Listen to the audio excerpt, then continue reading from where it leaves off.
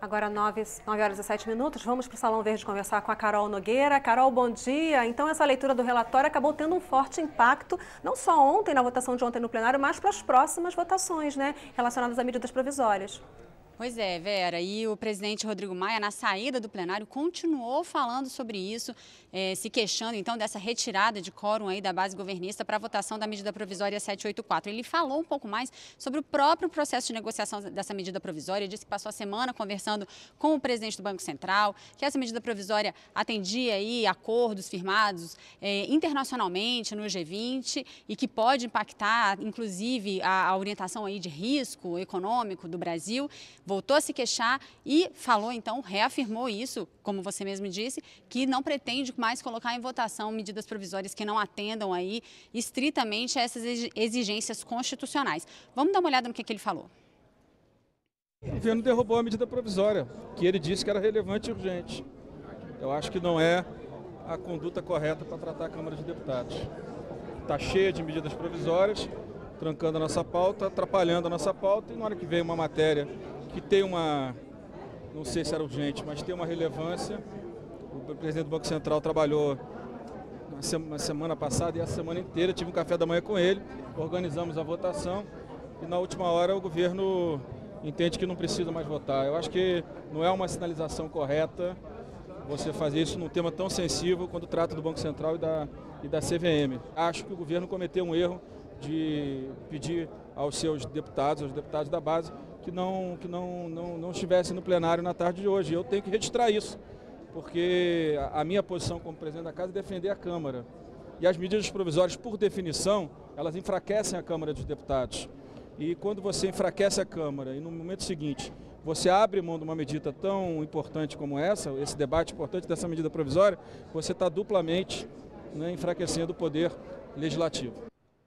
A gente vai conversar sobre tudo isso, também sobre a CCJ, expectativa aí de análise da denúncia, com o líder do PSOL, que está aqui com a gente, o deputado Glauber Braga, que é do PSOL do Rio de Janeiro, e também o deputado Isalci, que é aqui do Distrito Federal, do PSDB, vice-líder do partido dele. Deputado Isalci, o que isso representa? É um racha aí entre o presidente Rodrigo Maia, o governo? O que isso reflete em relação à base governista?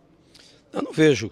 Eu vejo que realmente a gente precisa tratar melhor a questão das medidas provisórias. Nós não podemos banalizar as medidas provisórias e a gente tem, não só neste governo, mas nos governos anteriores também, a gente tem praticamente só votado medida provisória, que só se vota medida provisória. Eu mesmo não apresento mais projeto, eu apresento só emendas à medida provisória, porque a gente não vota projeto de deputado. Então acho que o presidente tem razão, nós vamos sentar e regulamentar essa questão do que é urgência, o que é relevância, para a gente realmente valorizar a Câmara dos Deputados. Deputado Glauber Braga, como é que o senhor vê isso, o impacto nisso? Existem forças políticas se movendo nesse sentido ou é uma simples questão mesmo de decidir o trâmite das medidas provisórias, dos projetos, uma coisa mais do ponto de vista legislativo mesmo? Olha, isso é puro jogo de cena do presidente da Câmara. Todo mundo sabe que ele sempre foi o carimbador oficial das medidas do governo Temer. E a tal regulamentação, no texto que estava colocado, ela facilita a tramitação por parte do governo de medidas provisórias. Então, esse é um jogo de cena, é um balão de ensaio. Ele já tinha prerrogativa há muito tempo de não aceitar medidas provisórias que não tivessem relevância e urgência e nunca fez isso. Em nome de uma regulamentação que facilita a vida do governo, ele vem agora com esse discurso. A gente vai ficar atento e, mais do que isso, a gente quer avaliar cada ponto dessa regulamentação, que não pode ser mais um facilitador para o governo na tramitação de medidas provisórias. Por que facilitaria, deputado? Porque, entre outras coisas, na proposta original que eles estavam aqui discutindo e colocando, você, se não tivesse análise pela comissão especial que é formada, ela vinha diretamente para o plenário. Vamos por uma hipótese. O governo, por exemplo, não indica membros para a comissão especial ou faz com que os seus membros para lá não se dirijam. Ela vem direto para o plenário sem a comissão prévia de análise. Então você está facilitando a vida do governo, porque ele não vai ter que cumprir necessariamente essa etapa da formação de uma comissão especial entre deputados e senadores. Está aí, isso é uma pegadinha e a gente tem que ficar muito atento. Deputado Isalci, falando já agora sobre a leitura do relatório lá na CCJ ontem, como o próprio presidente Rodrigo Maia falou ontem no final da sessão, não é surpresa para ninguém qualquer orientação desse relatório. Houve alguma surpresa, na opinião do senhor? Os termos que foram usados pela defesa, pelo próprio relator, qual que é a expectativa do senhor? Eu não participo da CCJ, apesar de ter acompanhado a sessão. Eu estou participando da CPMI da JBS e a gente tem notado coisas estranhas com relação aos procedimentos de delação premiada. Nós teremos algumas surpresas aí na CPMI da JBS, né? Já ouvimos alguns e semana que vem, terça e quarta-feira, ouviremos o doutor Ângelo, que é procurador, que foi preso e que tinha um advogado defendendo, que após a conversa com o Janot, ele abandonou a causa e passou a ser advogado da JBS, coisas estranhas que nós vamos apurar na CPMI. Então, ontem acompanhei o relatório, a leitura, e a gente precisa de ter coisa consistente. Não dá para condenar ninguém sem alguma coisa consistente.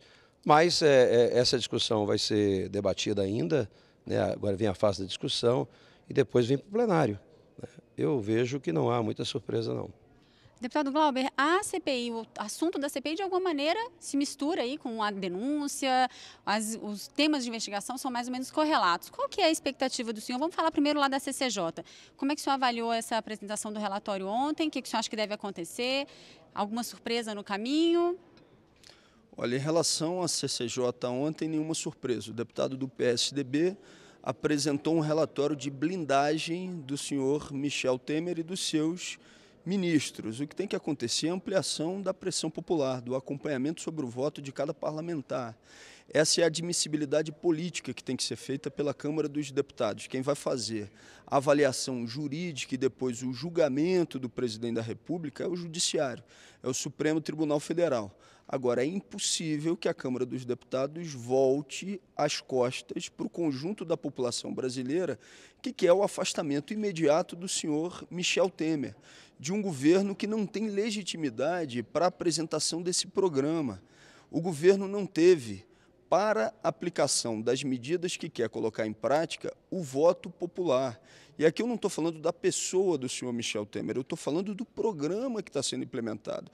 Agora que teve modificações eleitorais, depois da denúncia, não tenho dúvida, o governo vai voltar com toda a carga para a reforma da Previdência e desmonte do Estado com mais rodadas de privatizações. E tem gente que vai lucrar com isso.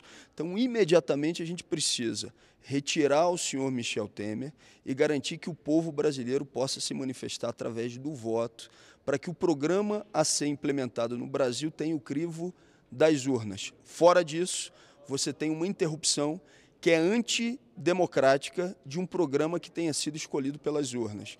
Essa é a nossa posição. Na CCJ, nenhuma surpresa. Blindagem do deputado do PSDB ao senhor Michel Temer. O que a gente tem que fazer agora é ampliar a pressão popular pela saída desse governo. Deputado Isalci, a gente teve aí um amplo debate sobre a reforma política, a gente entra agora nesse período em que parece que tudo fica em torno dessa análise lá na CCJ. O senhor concorda com o deputado Glauber que que tipo de proposta, que tipo de projeto, o que vai pautar a Câmara a partir da superação? Bom, em primeiro lugar, está superado já essa questão da denúncia? O senhor acha que são favas contadas já? E a partir de então, o que pode ser discutido aqui na casa? Não, voto, nós temos que aguardar a votação. Agora, discordo completamente do deputado Glauber. O Glauber é do pessoal, ele é naquela linha de quanto pior, melhor. Voto não tem preço, voto tem consequência. Nós não podemos jogar o país, que está recuperando desse programa que ele defende, que deixou o Brasil quebrado, né? Incrivelmente, em 2015, se pagou quase 520 bilhões de juros e a economia a frangalho. A inflação chegando a 2 dígitos. Nós estamos recuperando a economia, então não podemos brincar com esse assunto. As consequências são graves e o ano que vem tem eleição. E se houver essa eleição agora, seria indireta. Então nós queremos eleições diretas de acordo com a Constituição. Deputado Glauber, o debate eleitoral para 2018 já está começando? Olha, se eu quisesse o quanto pior, melhor, eu gostaria da continuidade do governo de Michel Temer. Como eu não quero o pior para o Brasil, como eu não quero um retrocesso de mais de 80 anos, é que eu quero a saída desse governo, que é o que a maioria do povo brasileiro quer.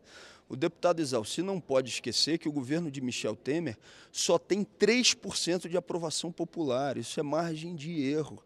Não sou eu que quero, não é a bancada do pessoal que quer a saída desse governo, é a maioria absoluta da população brasileira. Esse governo não pode entregar o patrimônio brasileiro a preço de banana. Vocês imaginem só, até a casa da moeda, até a confecção da moeda nacional, eles querem entregar para a operação de uma empresa estrangeira, de uma corporação internacional. Tentaram entregar a Amazônia brasileira, tem um exercício militar marcado para novembro na Amazônia brasileira com observadores americanos. O governo de Michel Temer é um governo, acima de tudo, entreguista. E a gente tem que interromper esse programa não só em 2018. A gente tem que começar a interrupção desse programa ilegítimo agora já em 2017. Deputado Glauber Braga, deputado Exalci, obrigada pela participação de vocês aqui com a gente hoje. A gente volta ao Estúdio com a Vera.